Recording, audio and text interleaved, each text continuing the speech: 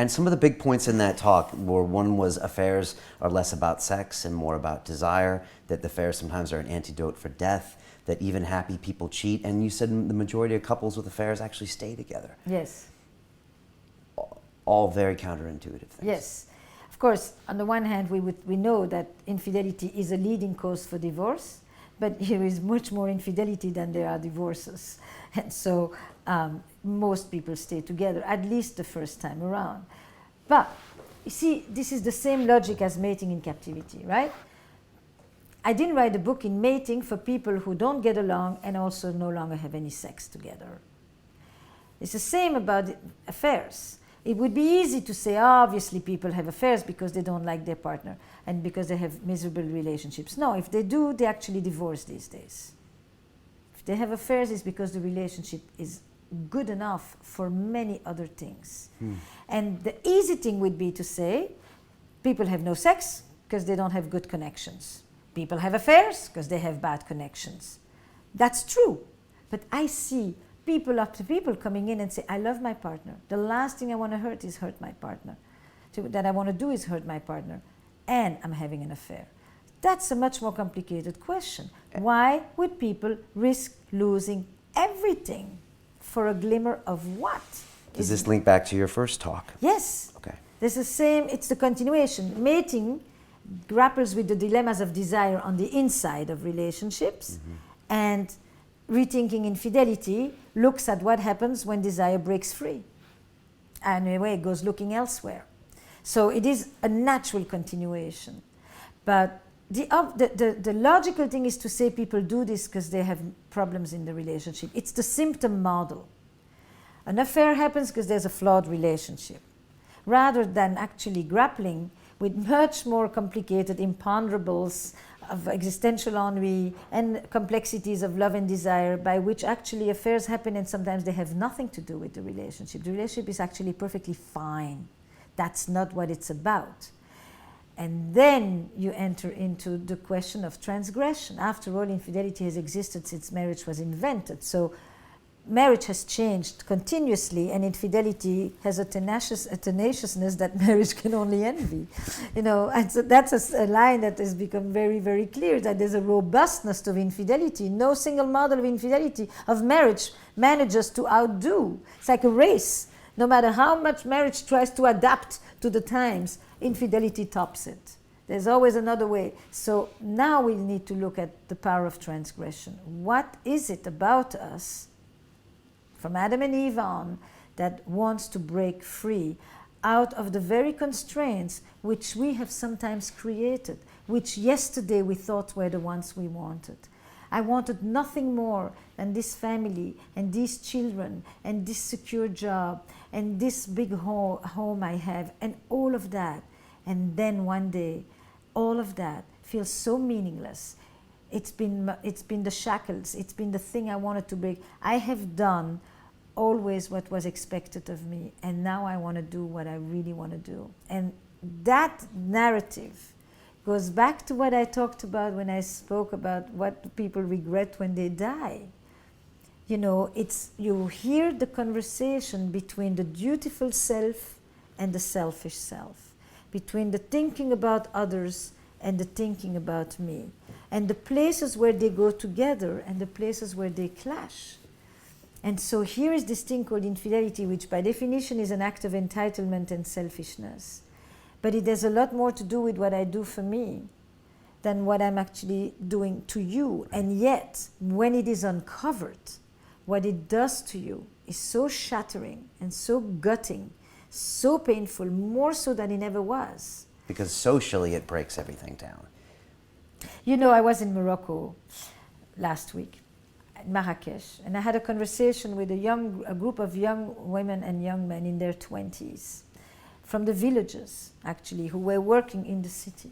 And at one point I said, in America, in the West in general, the push today is that if a woman can finally leave, she doesn't just have to stay there and bear her misery. She should just get out. And so one of the girls said to me, "Mais madame, if we had to divorce all of the unfaithful men, all of Morocco would be divorced." And I just thought, here's the difference, you know. I am fascinated by how we one day want certain things and how the next day those are the things that we think are imprisoning us. How we can have multiple loves, how we can have different kinds of loves, how we became one person here and then we remember that there are all these other parts of us and they suddenly manifest elsewhere. How sexual revolutions don't happen at home and how the same person who here is completely sexually shut down in this other place is lustful and free and eager, and why they can't bring it home. And all these imperfections, and some level you would say that infidelity is an imperfect compromise to imperfect lives. Is it almost just something endemic of us as a society, of setting up our own rules and then wanting to break them? But it has always existed, and we've always had rules, and we've always wanted to break rules. The rules change. And, you know, let's be very clear, fidelity was an imposition on women in order to know about patrimony and lineage. You know, now that you can't prove it by the children, you prove it by the exclusiveness. But it's changed from an imposition on women to a dual gender conviction. Instead of giving more freedom to women, we've taken the freedoms of men away. You could put it like that. What was the reaction to your talk, and what were you trying to get people to take away?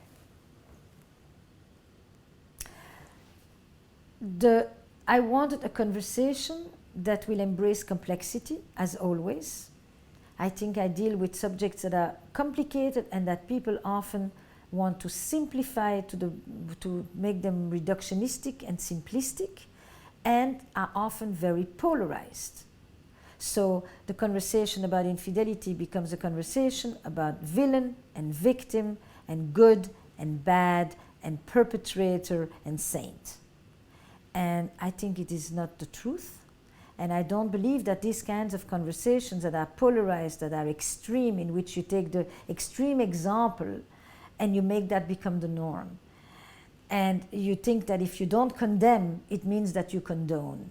And if you try to understand, it's as if you're justifying. These kinds of discourses, they exist in politics, they exist in society, they exist in the conversation about infidelity. And they breed narrowness, judgmentalness, and discrimination. And they don't help couples and families and children, that's for sure. So that's what I see. I see these all or nothing conversations, and I'm thinking that's an example of an authoritarian discourse, of a rigid, narrow, and I get drawn there and I want to loosen this up because it's a lie. It's dishonest. It's a dishonest way to looking at dishonesty. Right. And it doesn't capture the nuances of the human heart, which is really what infidelity is about. The question is not is it good or is it bad? The question is what do we learn about love, lust, and commitment by studying infidelity? It is an amazing window, the same way that sexuality is a window, right? If you look at sexuality from a societal point of view, you would say that the most progressive aspect of a society and of a culture lodge themselves around the changes that take place around sexuality. Covering your head, abortion, nakedness, sexual education, homosexual marriage, all of these are around the sexual window. And the most traditional, archaic side of a society also lodge themselves. If you want to control a population, control the women, control what they can wear, how much skin they can show, what kind of interaction they can have with men, and who has the education and the information of the children and the sexuality of children, who owns the sexuality of children, and how much does an adult have a right on the sexuality of children in an abusive way, and all of that. It is so foundational. It's almost amazing how little we talk about it when you see how essential it is to progress and change and to tradition and rootedness. And infidelity is right in there with that, because infidelity has been one of the ways we control sex. If there is a taboo against infidelity, it's because somebody understood human nature. We are fickle, we are curious, and we are greedy. We are not generally meant to stay put in one place. There would be no taboo if there was no sizable threat. And what's more threatening than human nature? What are some of the other myths about sexuality, or some things that we don't talk about or don't understand? To watch the rest of this fascinating interview, click on the link below and go to londonrealacademy.com. There you can sign in with your social media, log in and watch the rest of the episode for free, along with all of our episodes on London Real, my webinars, and all of our premium content, all located over at londonrealacademy.com. So click on the link below, you'll be directed there and you can watch the rest of this fascinating interview, and I'll see you there.